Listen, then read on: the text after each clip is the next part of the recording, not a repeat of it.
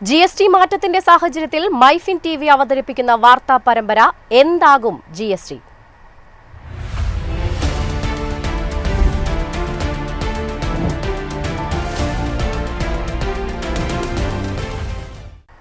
GST കിഴിവുകൾ വ്യക്തമായി പ്രദർശിപ്പിക്കാൻ വാണിജ്യ മന്ത്രാലയം ചില്ലറ വ്യാപാരികളോട് ആവശ്യപ്പെട്ടു. പുതിയ GST നികുതി സ്ലാബുകളിലെ വിലക്കുറവ് ഉപഭോക്താക്കളിലേക്ക് എത്തുന്നുവെന്ന് കടക്കാർ ഉറപ്പുവരുത്തണം.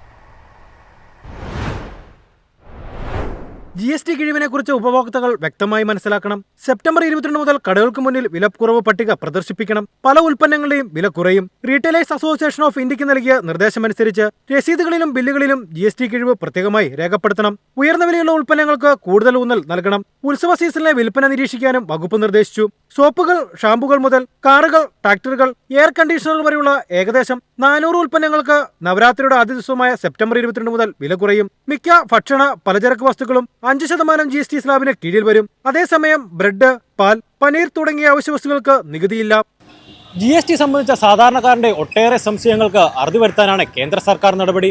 ഒപ്പം ജനകീയ തീരുമാനം ജനങ്ങളിലേക്ക് എത്തിക്കുകയും ചെയ്യാം. ക്യാമറമാൻ രതീഷ് കെയറിനൊപ്പം അനീഷ് ദേവസ്യ, മൈഫിൻ TV, കൊച്ചി. GST പുനഃക്രമീകരണം ഇടത്തരക്കാർക്കും ദരിദ്രർക്കും ഗുണം ചെയ്യുമെന്ന് ധനമന്ത്രി നിർമ്മല സീതാരാമൻ. ഇന്ത്യക്കാരുടെ കയ്യിൽ 2 ലക്ഷം കോടി രൂപ അധികം വൈകാതെ ഉണ്ടാകുമെന്നും ധനമന്ത്രി പറഞ്ഞു. വരുമാനത്തിന്റെ 12% സംഭാവന ചെയ്യുന്ന 99% സാധനങ്ങളും 5% GST സ്ലാബിന് കീഴിൽ വന്നിട്ടുണ്ടെന്നും ഇത് ഇടത്തരക്കാർക്കും ദരിദ്രർക്കും ഏറെ ഗുണം ചെയ്യുമെന്നും നിർമ്മല സീതാരാമൻ പറഞ്ഞു. വിശാഖപട്ടണത്ത് അടുത്ത തലമുറ GST പരിഷ്കാരങ്ങളെക്കുറിച്ചുള്ള ഔട്ട്റീച്ച് ആൻഡ് ഇന്ററാക്ഷൻ പ്രോഗ്രാമിൽ സംസാരിക്കവെയാണ് ധനമന്ത്രി ഇക്കാര്യം വ്യക്തമാക്കിയത്. ഉപഭോക്താക്കളുടെ മേലുള്ള നികുതി ഭാരം ലഘൂകരിക്കാനും സമ്പദ് വ്യവസ്ഥയിലെ പണലഭ്യത മെച്ചപ്പെടുത്താനും ലക്ഷ്യമിട്ടാണ് GST കൌൺസിലിന്റെ തീരുമാനമെന്ന് മന്ത്രി പറഞ്ഞു. ഈ അടുത്ത തലമുറ GST പരിഷ്കാരങ്ങളിലൂടെ രാജ്യത്തെ വിവിധ വ്യവസായങ്ങൾക്ക് നൽകുന്ന ആനുകൂല്യങ്ങൾ പൊതുജനങ്ങൾക്ക് 10 മടങ്ങ് വർദ്ധിക്കുമെന്നും അവർ പറഞ്ഞു.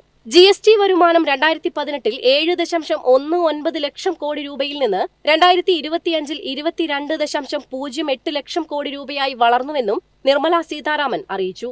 നികുതിദായകരുടെ എണ്ണം നേരത്തെ 65 ലക്ഷത്തിൽ നിന്ന് 1.51 കോടിയായി ഉയർന്നു. 2025-ലെ ബജറ്റിലെ ആദായനികുതി ഇളവിനു ശേഷം മോദി സർക്കാർ GST 2.0 പ്രഖ്യാപിച്ചു. സെപ്റ്റംബർ 22 മുതൽ സ്ലാബ് ഘടനയിൽ മാറ്റം വരും. News desk, MyFin TV.